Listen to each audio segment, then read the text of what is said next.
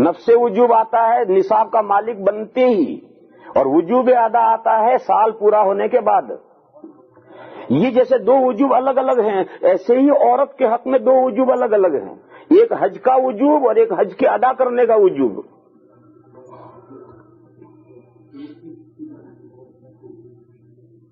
اس کے بعد یہ سمجھنا چاہیے کہ یہ کیا بات ہے کہ جو عبادت بدنی ہے وہ تو خود کرنی ضروری ہے، دوسرے سے نہیں کروا سکتے، اور عبادت مالی ہے زکوٰۃ، وہ خود بھی زکوٰۃ ہم دے سکتے ہیں، دوسرے سے بھی دلوا سکتے ہیں، ہم دے سکتے ہیں پھر بھی دوسرے سے دلوا سکتے ہیں۔ ایک عورت ہے، اس کو پیسے ہیں، اس پر زکوٰۃ فرض ہے اور اس کے پیسوں سے وہ زکوٰۃ دے سکتی ہے، پھر بھی وہ شوہر سے کہے کہ میاں جی میں آپ کے لیے ناشتہ پکاتی ہوں، آپ میرا زکوٰۃ دے دیجیے، اب کہاں جائے؟ نہیں دے گا، نہیں دے گا تو کل ناشتہ نہیں ملے گا۔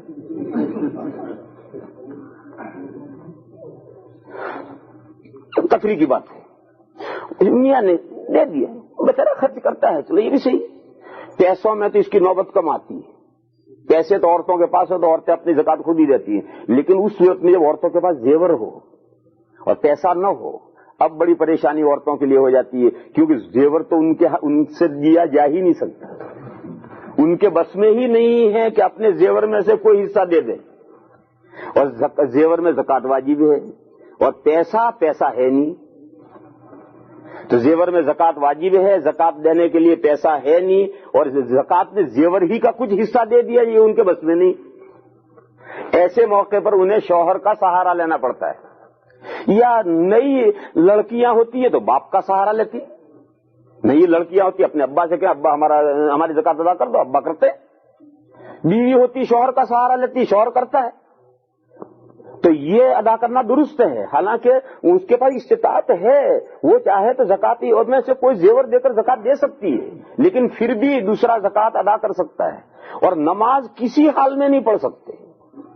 یہ کیا بات ہے؟ دونوں میں کیا فرق کیوں ہے؟ یہ فرق اس لیے ہے کہ عبادت بدنی میں بدن کو یوز کرنا ہے، اور میری نماز انہوں نے پڑھ لی، میرے بھائی نے پڑھ لی، میرے ابا نے پڑھ لی، میرے بیٹے نے پڑھ لی، تو جس نے نماز پڑھی اس کا بدن یوز ہوا، میرا بدن تو یوز ہوا ہی نہیں۔ اس لیے عبادت بدنی میں دوسرا خلیفہ اور ڈپیوٹی نہیں بن سکتا۔ اور عبادت مالی میں غریب تک پیسہ پہنچنا مقصود ہے، غریب تک ہیلپ پہنچنی اور پیسہ پہنچنا مقصود ہے، اور وہ پیسہ میں دوں گا تو پہنچ جائے گا، میری بیوی دے گی تو پہنچ جائے گا، میں دوں گا تو پہنچ جائے گا، میرا بیٹا دے گا تو پہنچ جائے گا، غریب پر جو ہیلپ پہنچنی ہے وہ بہرحال پہنچنی ہے۔ اس لیے زکوٰۃ اور صدقہ فطر میں خود بھی دے سکتا ہوں، اور میری طرف سے میرا بھائی، میرا بیٹا، میری بیوی یہ بھی دے سکتے ہیں، مگر میری عبادت کرنے کے لیے کم سے کم میرا آرڈر چاہیے، میری اجازت چاہیے، یا میرا علم چاہیے، اور اگر میں نے آرڈر بھی نہیں کیا، میں نے اجازت بھی نہیں دی، میرے علم میں بھی نہیں ہے، اور اس نے میری طرف سے زکوٰۃ ادا کر دی یا قربانی کر دی، وہ قربانی نہیں ہوئی، وہ زکوٰۃ ادا نہیں ہوئی، وہ قربانی نہیں ہوئی، میری قربانی دوسرے نے کر دی، میں نے نہ اسے حکم دیا ہے، نہ میں نے اسے اجازت دی ہے، نہ مجھے علم ہے کہ میری قربانی وہ کر رہا ہے، تینوں باتیں نہیں ہیں، اور اس نے قربانی کر دی، وہ قربانی ادا میری نہیں ہوئی، زکوٰۃ میری دے دی، میری زکوٰۃ ادا نہیں ہوئی، میرا صدقہ فطر دے دیا، میرا صدقہ فطر ادا نہیں ہوا۔ لا الہ الا اللہ العلی الکریم۔ تو اصل مسئلہ تو میں بات کہیں سے کہیں نکل گئی دوسری طرف، اصل بات میں یہ عرض کر رہا تھا، سمجھا رہا تھا کہ آیت کریمہ میں جو خیرات کرنے والے مرد اور خیرات کرنے والی عورتیں ہیں، تو وہ زکوٰۃ سے لے کر کوئی بھی خیرات ہو سب آیت کریمہ میں شامل ہے، اور زکوٰۃ کو بھی اس میں شامل ہے، صدقہ فطر بھی اس میں شامل ہے، اور ان دونوں کے علاوہ جو نفلی خرچ کرتا ہے آدمی، نفلی خرچ جو کرتا ہے، ایک تو آدمی کرتا ہے غریبوں پر، نفلی خرچ ایک تو کیا کرتا ہے غریبوں پر، یہ تو صدقہ نافلہ کہلاتا ہے، صدقہ نافلہ، اور ایک نفلی خرچ کرتا ہے آدمی اللہ کے راستے میں۔ اللہ کے راستے میں کسے کہتے ہیں؟ اللہ کے راستے میں کہتے ہیں ملت اسلامیہ کے کاز کے لیے، ملت کے مفاد کے لیے، ملت کے مفاد کے لیے جو خرچ کیا جاتا ہے وہ راہ خدا میں. مثلا مسجدیں بن رہی ہیں, مسجد میں آدمی شیئرنگ کرتا ہے, حصے داری کرتا ہے, یہ راہ خدا میں ہے. کیوں؟ مسجد یہ ملت کا کام ہے, کسی آدمی کا کام نہیں, کسی غریب کا کام نہیں, یہ تو ملت کا کام ہے, پوری ملت کا کام ہے. لہذا مسجد میں خرچ کرنا یہ راہ خدا میں خرچ کرنا. جہاد ہو رہا ہے اور جہاد میں گورنمنٹ لوگوں سے چندہ مانگتی ہے کہ ہمارے پاس میں ہتھیار نہیں ہے, ہمارے پاس میں سامان نہیں ہے, لوگ چندہ دیں تاکہ ہم ہتھیار لا کر کے فوجیوں کو سپلائی کریں اور مشین گن وغیرہ لا کر سپلائی کریں. اب لوگ چندہ دیتے ہیں تاکہ جہاد میں وہ رقم استعمال ہو. یہ راہ خدا میں ہے, اس لیے کہ جہاد جو ہو رہا ہے وہ ملت کے مفاد کے لیے ہو رہا ہے. ایک مدرسہ قائم کیا جا رہا ہے, اس میں لوگ خرچ کر رہے ہیں, چندہ دے رہے ہیں تاکہ مدرسہ بنے. یہ راہ خدا میں ہے. کیوں؟ مدرسہ یہ کسی غریبوں کے لیے نہیں ہے یا کسی شخصی فائدے کے لیے نہیں, یہ ملت کے بینیفٹ میں ہے. یہ چند مثالیں ہیں. ان مثالوں سے آپ اپنے ذہن میں سمجھیں کہ ہر وہ کام جو ملت کے مفاد کے لیے کیا جا رہا ہے اس کام میں خرچ کرنا یہ راہ خدا میں خرچ کرنا ہے. یہ جو راہ خدا میں خرچ کرنا ہے تو صدقے سے لے کر زکوٰۃ سے لے کر راہ خدا تک خرچ کرنا, یہ سب ان المصدقین والمصدقات میں ہے. خیرات کرنے والے مرد اور خیرات کرنے والی عورتیں اس میں سب آ گیا. یعنی خیر کے کاموں میں, بھلائی کے کاموں میں خرچ کرنے والے مرد اور خرچ کرنے والی عورتیں. وَأَقْرَضُوا اللَّهَ قَرْضًا حَسَنًا, اور قرض دیا انہوں نے اللہ کو شاندار قرض. قرض حسنہ کی تعریف, قرض حسنہ تو اردو میں اور گجراتی میں بھی ہم استعمال کرتے ہیں. قرض حسنہ لفظ سنا ہے نہیں سنا؟ قرض حسنہ کیا ہے کہ آپ کسی کو قرض دیں اور کوئی انٹرسٹ نہ لیں, اس سے نفع نہ لیں. آپ اس سے لفظ انٹرسٹ کے معنی نفع, آپ قرض دیں اور اس سے کوئی نفع نہ لیں, کیونکہ جو آپ انٹرسٹ لیں گے نفع لیں گے وہ نفع نہیں ہے, وہ سود ہے. تو آپ اس سے کوئی انٹرسٹ اور کوئی نفع نہ لیں. کیوں قرض دیں؟ اللہ سے ثواب لینے کے لیے قرض دیں. اور پھر قرض لینے کے بعد, قرض دینے کے بعد بھلے انداز سے اسے واپس لیں. اس طریقے پر اس سے واپس نہ لیں کہ وہ پریشان ہو جائے, واپسی میں وہ پریشان ہو جائے. یہ قرض حسن ہے. حسنتن کے معنی شاندار قرض. شاندار قرض یہ ہے کہ قرض دیا, کوئی انٹرسٹ نہیں لیا, جتنے $1000 دیا 1000 ہی واپس کیجیے, اور واپس لینے میں بھی کوئی پریشانی نہیں, سہولت کے ساتھ. جیسی گنجائش سے سارے ایک ساتھ دیے تو لے لیے, 100 کر کے دیے تو لے لیے, سال بھر کا وعدہ کیا تھا 1.5 سال میں دیے تو لے لیے, غرض کچھ زیادہ اسے پریشانی میں نہیں ڈالا. تو یہ قرض حسنہ ہے. اور کیوں دیا ہے؟ اللہ سے ثواب لینے کے لیے دیا ہے. یہ قرض حسنہ ہے. یہاں ایک بات یاد رکھنی چاہیے, آج کل ہم مسلمانوں کا حال ٹھیک نہیں رہا. آج کل ہم مسلمانوں کا حال ٹھیک نہیں رہا. کوئی مسلمان کسی کو قرض حسنہ دینے کے لیے تیار نہیں. گھر میں پیسے رکھے ہیں, ایک آدمی آیا کہ مجھے $1000 چاہیے پلیز. اس نے کہا پلیٹ. پلیز کی جواب میں پلیٹ نہیں ہے میرے پاس, اور نہیں ہے میرے پاس یعنی جیب میں نہیں ہے. وہ جو بکس میں ہے وہ تو دور ہے, اور جو کارپیٹ کے نیچے ہیں وہ دور ہیں. وہ بلیک کے کارپیٹ کے نیچے گھستے ہیں, وہ تو دور ہیں. میرے پاس نہیں ہے, میرے پاس نہیں, جھوٹ نہیں بول رہا, میرے پاس یعنی میرے جیب میں نہیں. یہ ہلا کرتا ہے کہ میرے پاس تو ہے نہیں. کیوں؟ وہ جانتا ہے کہ اس کو پیسے دینے کا مطلب اسے لڑائی مولنا ہے. اسے پیسے دینے کا مطلب اسے لڑائی مولنا ہے. دیں گے یہ واپس کرے گا نہیں, اور اتنا پریشان کرے گا کہ آگے اسے لڑائی ہو گئی. تو اس سے بہتر یہی ہے کہ توڑیا کر دو کہ میرے پاس تو گنجائش نہیں, میرے پاس تو ہے نہیں. آج سب مسلمان یہی صورتحال اختیار کرتے ہیں. کیوں اختیار کرتے ہیں؟ لینے والے نادہند ہو گئے ہیں, اور انہوں نے قرض حسنہ کی تعریف بدل دی, ڈیفینیشن بدل دی.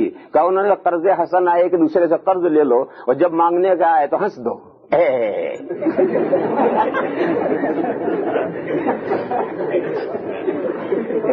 پوری قرض حسنہ کی ڈیفینیشن ہی بدل دی. جب قرض لینے کے لیے جاؤ تو منہ لٹکا کر منت کر کے سماج کر کے پیر پکڑ کر کے لے لو قرض, اور وعدہ کر لو سال بھر کا, اور جب وعدہ پک جائے اور لینے کے لیے آئے تو ہنس دو, جب بھی آئے تو ہنس دو. یہ قرض حسنہ ہے. اب قرض حسنہ کی ساری ڈیفینیشن بدل دی, اور یہی لوگ کرتے ہیں کہ ہم نے سال بھر کا وعدہ کیا ہے, اور سال بھر کے وعدے کے بعد میں سال بھر کا وعدہ پورا ہو گیا, وہ آ کے مانگتا ہے کہ میرے پیسے دو, کہتے ہیں کیا مطلب ہے. اس لیے لوگ قرض نہیں دیتے, ورنہ اگر کوئی کسی سے قرض مانگے اور جس وقت اس نے وعدہ پورا کیا ہے اگر ٹھیک وعدے پر دے, بلکہ ایک دن پہلے دے دے, تو آدھی رات کو آدمی آئے گا, اپنی ضرورت پیچھے رکھے گا, بھائی کو پہلے دے گا. مسلمان بھائی کو پہلے دے گا. مسلمان اتنا گیا گزرا نہیں ہے, مگر لینے کے لچھن چاہیے. دینے والے تو بہت ہیں, لینے کے لچھن چاہیے. میں آپ کو قصہ سناؤں اپنا. میرے محلے میں ایک بہت ہی غریب آدمی بیچارہ رہتا تھا, انتقال ہو گیا, اللہ تعالیٰ اس کی مغفرت فرمائے. وہ موقع سے میرے پاس قرض لینے آیا کرتا تھا. کبھی 500 روپے لے گیا, کبھی 1000 روپے لے گیا, اور وہ کچھ دھاگے واگے لا کر چوٹیاں عورتوں کی بناتا تھا, میلوں میں بیچتا تھا. تو مال لاتا تھا, پیسے لے آتا تھا, اور مال لاتا تھا اور بیچتا تھا, اور پھر نفع گھر میں استعمال کرتا, میرے پیسے دے جاتا تھا. میرا خیال 50 مرتبہ وہ پیسے مجھ سے لے گیا. لیکن اگر اس نے وعدہ کیا کہ میں جمعہ کے دن پیسے دوں گا, تو سنیچر کبھی نہیں آنے دی. اس نے کبھی سنیچر نہیں آنے دی. جمعہ کے دن اس نے کہا تو جمعرات کو لا کے میرے پیسے دے دیتا تھا. ایک دو مرتبہ ایسا ہوا کہ وہ مقررہ وعدے پر وہ نہیں دے سکا, تو جمعہ کے سے پہلے جمعرات کو میرے پاس آیا اور یہ کہا کہ میں جمعہ کو پیسے نہیں دے سکوں گا, پیر تک کی مہلت دے دو. میں نے کہا چل منگل کو دے دیجیے. اور ایسا بھی ہوا ہے تو میرے گھر آیا کہ مجھے 1000 روپے چاہیے اور میرے گھر میں پیسہ ایک نہیں ہے, تو میں نے دوسرے کے یہاں سے قرض لا کر اسے دیے. لے بھی اپنی ضرورت پوری کر, غریب آدمی ہے وہ تو بیچارہ اسی طریقے پہ اپنا گھر چلا رہا ہے, تو میں نے دوسرے سے قرض لا کر اسے قرض دیے. خیر اس کا انتقال ہو گیا. اب اس کا ایک ہی لڑکا ہے, وہ لڑکا بھی یہی کام کرتا ہے, وہ بھی ایسا ہی غریب ہے. وہ لڑکا بھی آیا میرے پاس لینے کے لیے, 500 روپے لے گیا, اور اس نے وعدہ کیا کہ ہفتہ 15 دن میں دوں گا. 7 مہینے تک نہیں واپس کیا اس نے. کئی مرتبہ میں نے تو نہیں مانگا, مگر میرے بچوں کے ذریعے سے میں نے اسے کہلوایا, نہیں دیے اس نے واپس, کہنا ہی چھوڑ دیے. پھر 7 مہینے کے بعد دے گیا وہ آ کر, لیکن پھر اس کی ہمت نہیں ہوئی میرے پاس آنے. اور آئے گا تو میں یہ کہوں گا کہ بھیا میرے پاس گنجائش نہیں. یہی کہوں گا میں اس سے کہ بھیا میرے پاس گنجائش نہیں. دیکھو اس کے باپ کے ساتھ میرا برتاؤ اور تھا, اس کے ساتھ برتاؤ دوسرا کروں گا. کیوں کروں گا؟ دونوں کے لچھن الگ الگ تھے. تو یہ قصہ میں نے اس لیے سنایا ہے کہ ایسا نہیں ہے کہ لوگ کہتے ہیں آج کل قرض حسنہ کوئی دینے والا نہیں ہے اس لیے ہمیں بینک سے لون لینا پڑتا ہے. آج کل لوگ یہ بات کہتے ہیں, یہ بات صحیح نہیں ہے. قرض حسنہ دینے والے آج بھی ہیں, اور آج حاتم طائی کو بھی پیچھے چھوڑ دے ایسے مسلمان ہیں. لیکن لینے کے لچھن چاہیے, لینے کے کیا آدمی کے پاس نہیں, لینے کی حیثیت چاہیے. لو, وعدہ کرو, اور وعدے سے 2 دن پہلے اس کی رقم اسے پہنچنی چاہیے. اگر تمہارے پاس نہ ہو آسمان کے تارے توڑو, مگر مقررہ تاریخ پر لا کر دو. دیکھو پھر تمہیں قرض حسنہ کیسے نہیں ملتا.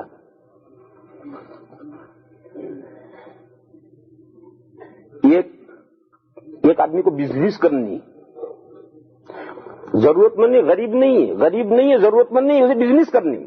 اب بزنس کے لیے ایک آدمی سے کہتا ہے کہ مجھے 50,000 روپے $50,000 دے دو, مجھے بزنس کرنی ہے. یہ تو ہو سکتا کوئی دے کوئی نہ دے. کیوں؟ وہ بزنس کرنے کے لیے تمہیں کیوں دے گا؟ وہ 50,000 کی اپنی بزنس نہیں کرے گا.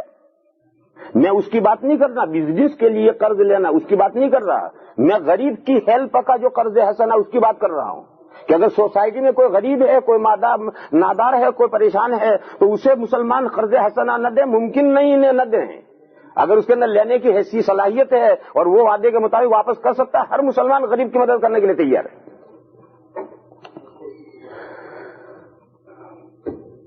تو یہ قرض حسنہ تھا. شریعت کی اصطلاح میں 2 چیزیں الگ الگ ہیں. ایک تو جو زکوٰۃ، صدقہ فطر اور صدقہ نافلہ جو آدمی کہتا ہے دیتا ہے، اس کو تو شریعت کی اصطلاح میں صدقہ کہتے ہیں۔ اور ملت کی بہبودی کے لیے جو اللہ کے راستے میں آدمی خرچ کرتا ہے، اسے قرآن کی اصطلاح میں اللہ کو قرض حسنہ دینا کہتے ہیں۔ اس کو اللہ کو قرض حسنہ دینا چاہتے ہیں۔ جہاد میں، قتال میں، مدرسوں میں، مسجدوں میں، ملت کے کسی بھی کام میں جو خرچ کیا جائے گا، اس خرچ کرنے کو قرآن نے جگہ جگہ پر کہا ہے کہ یہ تم اللہ کو قرض حسنہ دے رہے ہو۔ وہ جو صدقہ دیا ہے اس صدقے کا اجر ملے گا، اس صدقے کا اجر ملے گا اور آخرت میں ملے گا۔ دنیا میں اس کی کچھ برکتیں پہنچ سکتی ہیں، پہنچ بھی سکتی ہیں، کوئی ضروری نہیں ہے۔ اور یہ جو قرض حسنہ دیا ہے، وہ قرض حسنہ تو دنیا ہی میں ریٹرن ہونا ہے۔ یہ قرض حسنہ دنیا ہی میں واپس ہوگا، اور قرض حسنہ تو اس میں انٹرسٹ نہیں ہوتا ہے، بڑھ کر نہیں ملتا ہے، سیم واپس لوٹتا ہے۔ لیکن اللہ کو جو قرض حسنہ دیا ہے وہ سیم واپس نہیں ہوگا، وہ بڑھ کر واپس ہوگا، اور سوایا ڈیوڑا ہو کر نہیں، کئی گنا بڑھ کر واپس لوٹے گا۔ کہ تو انٹرسٹ ہو گیا، اللہ میاں نے انٹرسٹ حرام کیا، پھر اللہ میاں نے انٹرسٹ کیوں دیا؟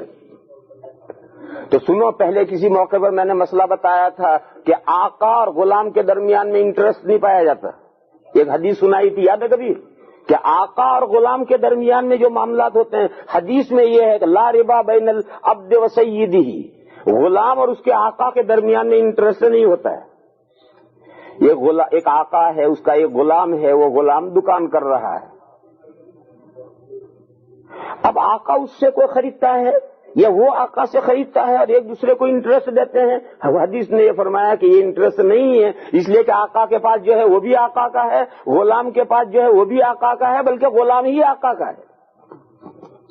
لہذا حدیث شریف میں یہ جملہ ہے کہ لا ربا بین العبد و سیدی، آقا اور اس کے غلام کے درمیان میں انٹرسٹ نہیں ہے۔ میرے بھائیو، یہ آقا اور غلام یہ تو دو انسان ہیں، ان میں تو پھر بھی الگ الگ ہیں، اور اللہ اور بندے یہ تو اس سے زیادہ آقا اور غلام ہیں۔ اللہ ہمارے آقا ہیں، خالق و مالک ہیں، وہ ہماری ہر چیز کے وہی مالک ہیں، ہمارے مال کے بھی وہی مالک ہیں، ہماری جان کے بھی وہی مالک ہے، وہ ہمارے ہر چیز کے مالک ہیں۔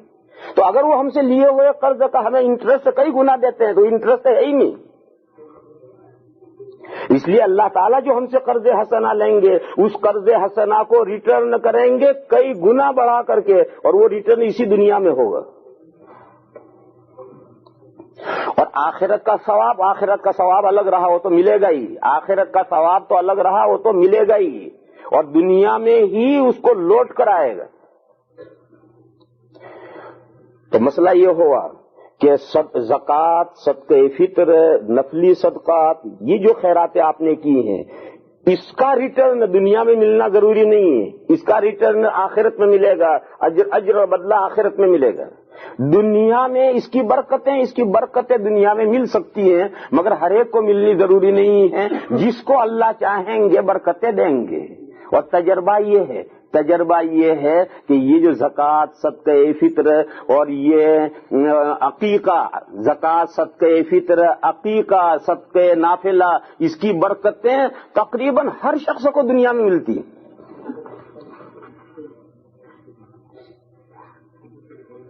لیکن کسی کو نہ ملے تو اس کا کوئی وعدہ نہیں۔ برکتیں اللہ تعالیٰ جس کو پہنچیں گے، اس کو پہنچانا چاہیں گے، اسے پہنچیں گی۔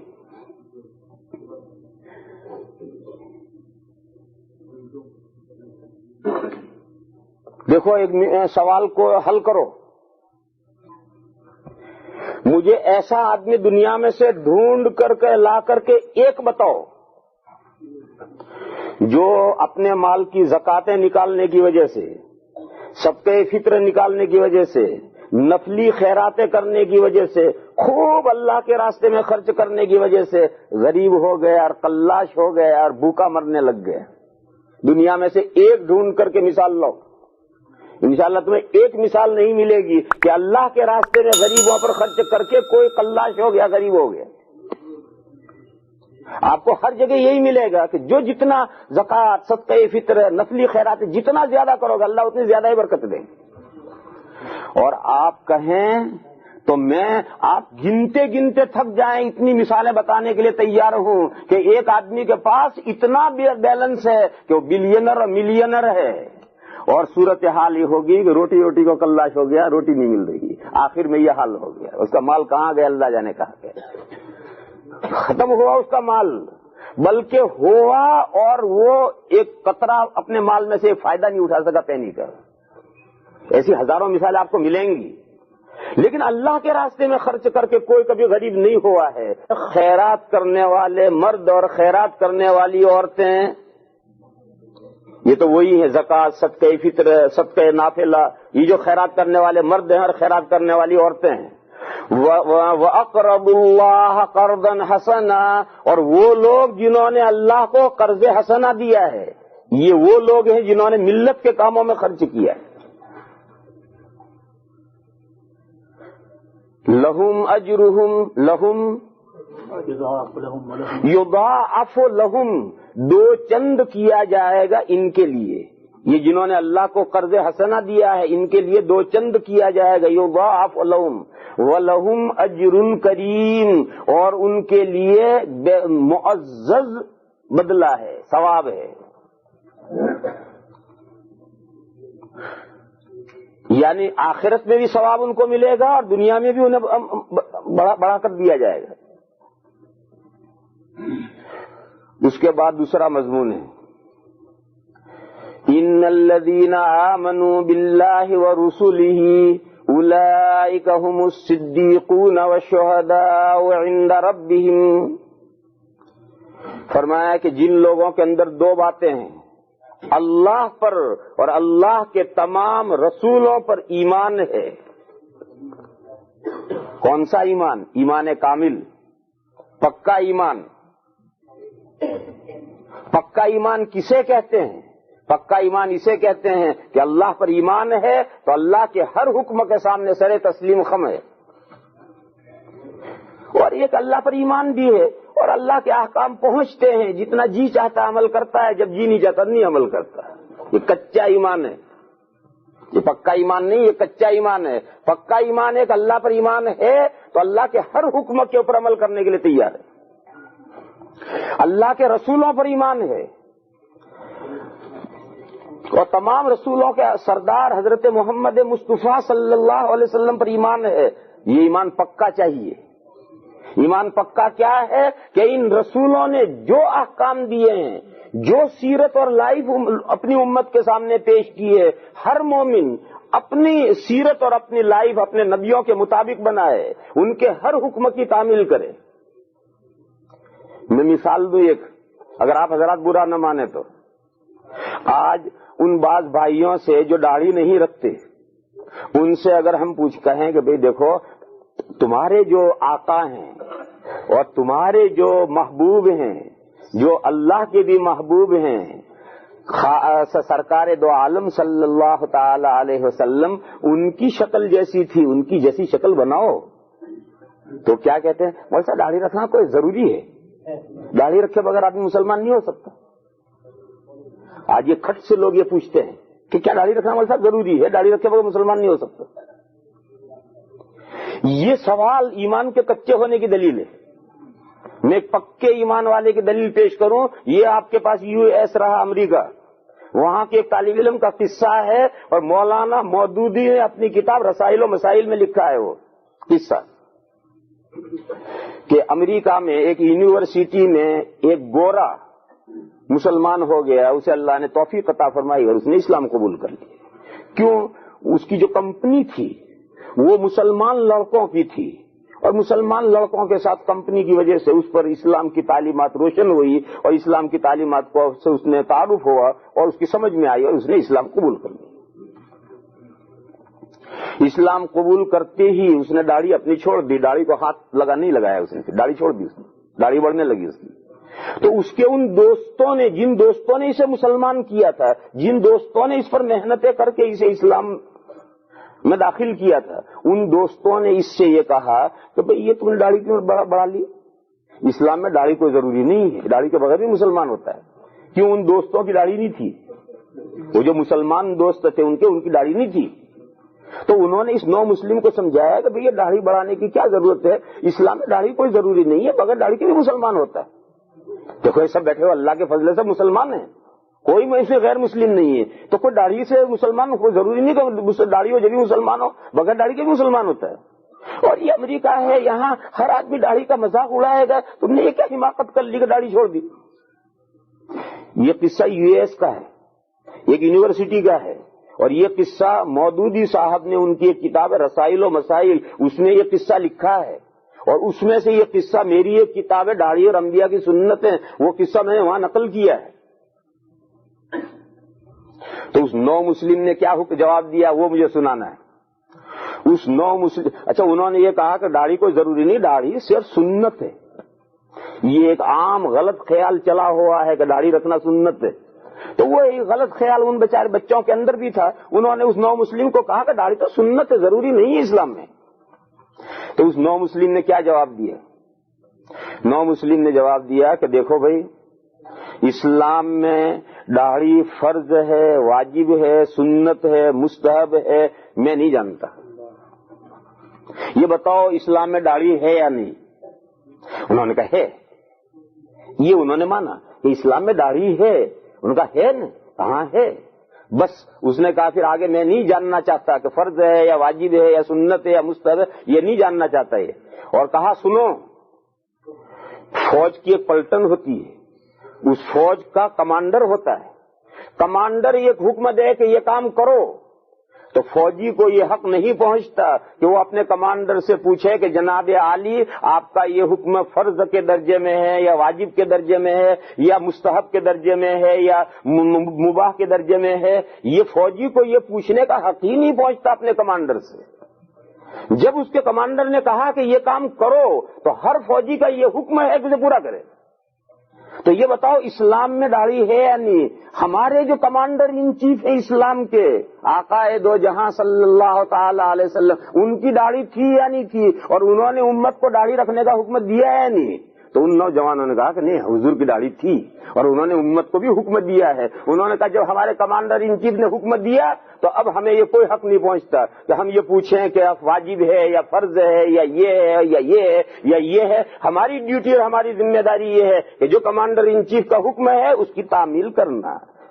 کامیاب فوجی وہی ہے، اطاعت شعار فوجی وہی ہے، حقیقی معنی میں صحیح فوجی وہی ہے کہ جو اپنے کمانڈر کی ہر بات مانے۔ پرانے زمانے کا قصہ ہے، جب ہٹلر کی لڑائی ہو رہی تھی، ایک طرف ہٹلر تھا ایک طرف اتحادی تھے، تو ایک مرتبہ اتحادی فوج کے بڑے بڑے جنرل گرفتار ہوئے، وہ گرفتار ہو کر کے ہٹلر کے پاس لائے گئے۔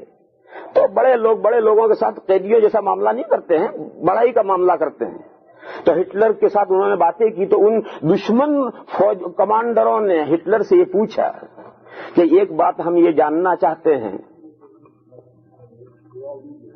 کہ ہماری فوج اتنی ہے اور پسپا ہوتی جا رہی ہے، تیرے پاس تو تھوڑی سی فوج ہے اور تو ہی کامیاب ہوتا جا رہا، کیا بات ہے؟ اس کا راز اور گر کیا ہے؟ تو ہٹلر نے کہا بتاؤ اس کا راز اور گر ہے۔ اسے کہا تم اپنے میں سے جو تم سے سب سے بڑا کمانڈر ہو اسے الگ کھڑا کرو۔ ایک صاحب کھڑے ہوئے، کہا جاؤ تم اپنی جو قیدی ہیں، تمہارے جو قیدی ہیں ان میں سے 100 فوجی تیار کرو اور ان کو چھٹی، قید سے چھٹی، اور باقاعدہ فوج کا ڈریس پہناؤ اور باقاعدہ فوجی لا کر کے پریڈ کراؤ یہاں۔ اور اس نے بھی اب اپنا حکم دیا کہ میرے بھی 100 فوجی لاؤ، اور وہ خود بھی پریڈ کرانے کے لیے اٹھا اور ایک راستہ طے کیا، اور اس راستے میں آگے جا کر ایک گہرا گڑھا کھدوا دیا اور اس سے کمانڈر سے کہا کہ اپنی پلٹن اس راستے پر لے کر چلو، لیفٹ رائٹ کرتے ہوئے چلو۔ اب وہ کمانڈر ساتھ چلتے ہیں، left right left right left right, فوج چلتی چلتی گڑھے پر پہنچی، اب وہاں کھڑی کھڑی left right left right left right کر رہی، آگے تو گڑھا ہے۔ خیر واپس ہو گیا، رکو ہے۔ اس کے بعد ہٹلر اپنی فوج لے کر چلا، اپنی وہ 100 آدمیوں کی پلٹن لے کر چلا، اور اس نے لیفٹ رائٹ، یہ تو کمانڈر تو کنارے پر چلا کرتا ہے، اس نے لیفٹ رائٹ چلتے چلتے 100 کے 100 اس گڑھے میں گر کر مر گئے، مگر کسی کا قدم جھجکا نہیں۔ وہ جانتے ہیں گڑھا ہے، مگر ان کا لیفٹ رائٹ چلتا ہی رہا۔ 5-5 کی لائن تھی، 5 گرے، اگلے 5 گرے، اگلے 5 گرے، اگلے 5 گرے، 100 کے 100 اس میں گر گئے، مگر کوئی رکا نہیں۔ اس نے کہا دیکھو میری فوج کی کامیابی کا یہ گر ہے، تمہاری فوج لیفٹ رائٹ ہی کرتی رہی اور میری فوج گڑھے میں کود پڑی۔ تو جو اطاعت شعار فوج ہوتی ہے اس اطاعت شعار فوج کا یہ ہے، صحابہ میں اور ہم میں کیا فرق ہے؟ صحابہ وہ لیفٹ رائٹ کرتے تھے جو ہٹلر نے کروائی تھی، ان کو جہاں اگر ایک موقع پر حضور نے ایک بات فرمائی تھی جس وقت جنگ بدر ہو رہی تھی تو مدینہ کے انصار حضور سے یہ وعدہ کر کے لائے تھے کہ یا رسول اللہ ہمارے یہاں چلیے، ہم آپ کی حفاظت کریں گے مدینہ میں، اور اپنی جان سے، مال سے، آبرو سے، بیویوں سے زیادہ آپ کی حفاظت کریں گے مدینہ میں۔ اب بدر کی جنگ کے لیے، بدر پہلی جنگ ہے، اس جنگ کے لیے حضور فوج لے کر مدینہ سے باہر نکلے اور وہ جو قافلہ آ رہا تھا اس کو پکڑنا تھا، مگر وہ قافلہ تو نکل گیا اور دوسری 1000 کی فوج سے مقابلہ ہو گیا۔ تو اب یہ 313 ہیں، وہ 1000 ہیں، یہ نہتے ہیں، وہ ہتھیار بندے ہیں۔ تو حضور نے فوج سے مشورہ کیا، حضور نے پوچھا کہ بولو کیا مشورہ ہے، لڑنا ہے یا واپس مدینہ لوٹ جانا ہے؟ تو انصار نے اٹھ کر کے جوش میں تقریریں کی، یا اللہ آپ کا ضرور لڑیں گے۔ کوئی انصاری کھڑا نہیں ہوا اور مہاجرین بڑھ کے تقریریں کر رہے ہیں، انصاری چپ چاپ بیٹھے رہے۔ کیوں بیٹھے رہے؟ انصاری یہ سوچتے رہے کہ ہم تو انصار ہیں، ہم نے تو حضور کے ساتھ عہد و پیمان کیا ہے، ہمیں تقریر کرنے کی ضرورت کیا ہے، ہماری تو جان مال سب حضور کے لیے وقف ہو چکی ہے، اس لیے انہوں نے تقریر نہیں کی۔ مگر حضور انہی کی تقریر چاہتے تھے، کیونکہ ان کے ساتھ جو عہد و پیمان تھا یہ کہ مدینہ پر اگر کوئی حملہ کرے گا تو انصار مقابلہ کریں گے ان کا، اور یہ تو لڑائی مدینہ سے باہر ہو رہی ہے اور مدینہ سے باہر انصار نے کوئی عہد و پیمان نہیں کیا تھا، تو اس لیے حضور ان کی تقریر چاہتے تھے، مگر ان میں سے تو کوئی کھڑا نہیں ہو رہا اور انصار تقریریں کر رہے اور خوب تقریریں ہو رہی مگر حضور کوئی فیصلہ نہیں کر رہے۔ کافی دیر ہوئی اور حضور کوئی فیصلہ نہیں کر رہے تو انصار کی سمجھ میں آیا کہ شاید حضور جو فیصلہ نہیں فرما رہے تو حضور ہمارا رسپانس جاننا چاہتے ہیں۔ تو انہوں نے پوچھا کہ یا رسول اللہ کیا آپ ہمارا جواب چاہتے ہیں؟ تو حضور نے فرمایا ہاں آپ ہی لوگوں کا جواب چاہیے مجھے۔ تو انصار کا خطیب کھڑا ہوا اور ان کے مقرر نے، ان کے لیکچر دینے والے نے کھڑے ہو کر کے چند جملوں میں لیکچر دیا۔ اس نے کہا کہ یا رسول اللہ ہم موسیٰ علیہ السلام کی قوم نہیں ہیں کہ جب اللہ کا حکم جہاد کا آیا ان کو تو قوم نے موسیٰ علیہ السلام سے کہہ دیا کہ اذهب انت وربك فقاتلا انا هاهنا قاعدون، جائیے آپ اور آپ کا پروردگار جنگ لڑیے، ہم تو یہاں بیٹھے بیٹھے انڈے دے رہے ہیں۔ انہوں نے کہا ہم وہ قوم نہیں۔ انہوں نے کہا یا رسول اللہ ہم نے تو آپ کے ساتھ عہد و پیمان کیا ہے، اگر آپ کہیں برکل غمات تک گھوڑے دوڑا جاؤ ہم وہاں تک دوڑا جائیں گے، اور آپ کہیں کہ یہ سمندر، مدینہ بدر سے سمندر بالکل قریب ہے، انہوں نے کہا کہ یا رسول اللہ یہ سمندر کے بیچوں بیچ گھس جاؤ، آپ حکم دیں، ابھی ہم بیچوں بیچ گھس جائیں گے۔ جب یہ تقریر، بس اتنی تقریر کر کے وہ بیٹھ گئے، حضور نے فوراً فیصلہ کیا آگے بڑھو جنگ لڑی جائے گی۔ مہاجرین کی ساری تقریروں پر حضور نے فیصلہ نہیں کیا، انصار کی ایک تقریر پر حضور نے فیصلہ کر آگے بڑھو جنگ لڑی جائے گی۔ تو ایسے اطاعت شعار فوجی ہوتے ہیں، تب 313,000 پر غالب آتے ہیں۔ تو صحابہ میں اور ہم میں یہی فرق ہو گیا ہے، آج ہم گھڑے کے کنارے لیفٹ رائٹ کرتے ہیں، left right left right left right, گھڑے میں گرنے کے لیے کوئی تیار نہیں ہے۔ جانتے ہیں کہ ہمارے کمانڈر ان چیف کا حکم ہے لیکن ہماری جان ہمیں زیادہ پیاری ہے کمانڈر ان چیف کے حکم سے، اور صحابہ کو اپنی جان پیاری نہیں تھی، اپنے آقا کا حکم پیارا تھا۔ ایک جان نہیں اگر 1000 جان جائے تو انہیں پرواہ نہیں تھی۔ تو سچا ایمان، اللہ پر سچا ایمان اور اللہ کے رسولوں پر سچا ایمان یہ ہے، یہ سچا ایمان جن کے اندر پکا ایمان ہوتا ہے، اللہ نے فرمایا کہ یہی لوگ صدیق ہیں اللہ کے یہاں اور یہی لوگ شہداء ہیں اللہ کے یہاں۔ جو 4 جماعتیں قرآن کریم میں ان کی بڑی تعریفیں کی گئی ہیں۔ پہلی جماعت ہے نبیوں کی جماعت، دوسری جماعت ہے صدیقوں کی جماعت، تیسری جماعت ہے شہیدوں کی جماعت، چوتھی جماعت ہے صالحین کی جماعت۔ ان 4 جماعتوں کی بڑی تعریف کی گئی ہے۔ تو نبیوں کی نبیات ایک الگ ہے، نبیوں کا سلسلہ تو حضور پر پورا ہو گیا، نبی تو اب کوئی بننے کا نہیں، اور نیک لوگ یہ چوتھی کلا نمبر پر ہیں. چوتھے یہ جو بیچ کے 2 درجے ہیں صدیق اور شہداء، یہ جو بیچ کے درجے ہیں یہی بیچ کے درجے یہاں لائے. صالحین تو چوتھا درجہ ہے، چوتھے درجہ نہیں، دوسرے اور تیسرے درجے کے لوگ ہیں. پہلا درجہ نبیوں والا یہ تو کوئی حاصل کر ہی نہیں سکتا، کیونکہ نبیوں کا سلسلہ تو بند ہو گیا. تو اللہ نے فرمایا کہ جن لوگوں میں اللہ پر اور اللہ کے رسولوں پر پکا ایمان ہے، اللہ کے نزدیک وہی صدیق ہے اور وہی شہداء ہے. لہم اجرہم و نورہم، ان کو کل قیامت کے دن جو کچھ دنیا میں انہوں نے کام کیا ہے ان کاموں کا اجر ملے گا، اور اس کاموں ان کو ان کے ایمان کی وجہ سے ان کو ایک نور ملے گا، ایک لائٹ ملے گی جو پل صراط پر وہ لائٹ کام میں آئے گی. یہ مضمون کسی اور موقع پر بیان کریں گے، کوئی موقع آئے گا تو.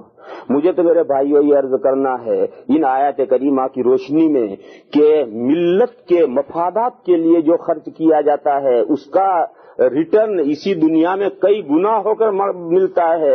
لہذا ہر آدمی میں جتنی گنجائش ہو وہ خرچ کرنے میں اسے ہچکچانا نہیں چاہیے، آگے بڑھنا چاہیے. دیکھو میں یہ بالکل نہیں کہتا ہوں کہ تمہارے پاس جو کچھ ہے سب دے ڈالو، میں نہیں کہتا. یہ مقام صدیق اکبر کا ہے، میرا اور تمہارا نہیں. یہ مقام میرا اور تمہارا نہیں میرے بھائیو، یہ تو صدیق اکبر کا مقام ہے کہ جب حضور نے چندہ مانگا تھا غزوہ تبوک کے لیے تو وہ جو کچھ گھر میں تھا وہ سارا ہی لا کر پیش کر دیا. اور جب حضور نے پوچھا کہ ابو بکر بچوں کے لیے کیا چھوڑ کر آئے تو انہوں نے کہا اللہ رسول کا نام چھوڑ کر آیا ہوں. یہ مقام تو اس شخصیت کا تھا اور حرب الحوث کے لیے دار و رسن نہیں. ہمارے لیے تو اللہ کا حکم یہ ہے کہ ولا تبسطها كل البسط فتقعد ملوما محسورا ولا تجعل يدك مغلولة الى عنقك. اپنا ہاتھ کھینچ کر گردن سے باندھ بھی مت دو، مکھی چوس بھی مت جاؤ، چمڑی جائے مگر دمڑی میں جائے، ایک پیسہ خرچ کرنے کے لیے تیار نہ ہو، ایسا بھی مت کرو. ورنہ تمہارے پاس اللہ نے دولت دی، اس کا فائدہ کیا ہے تمہیں؟ یہ تمہارے پاس جو دولت ہے تو اللہ نے تمہیں دی ہے، اونر نہیں بنایا ہے، تمہیں اس دولت نے اپنا ڈپیوٹی بنایا ہے. وَأَنفِقُوا مِمَّا جَعَلَكُم مُّسْتَخْلِفِينَ فِيهِ، اللہ نے تمہیں اپنا ڈپیوٹی اس مال میں بنایا ہے، اس میں سے اللہ کے راستے میں خرچ کرو. اور اللہ نے یہ ارشاد فرمایا کہ سارے ہاتھ کھول دیے، سارے ہاتھ کھول بھی مت دو. وَلَا تَبْسُطْهَا كُلَّ الْبَسْطِ، اپنے ہاتھ سارے کھول بھی مت دو. ہمارے ساتھیوں میں ایک طالب علم تھا، طالب علم کی زندگی بھی عجیب غریب ہوتی تھی. تو جب اس کا منی آرڈر مہینے کے شروع میں آتا تھا تو ہفتہ 10 دن میں سارے پیسے ختم. اب آگے 20 دن تو ایسے کڑکا. تو اس نے ساتھیوں کو یہ بتا رکھا تھا کہ جب میں ٹوپی یوں ٹیڑھی پہن کر آؤں تو سمجھ لینے کا کہ کڑکا ہوں.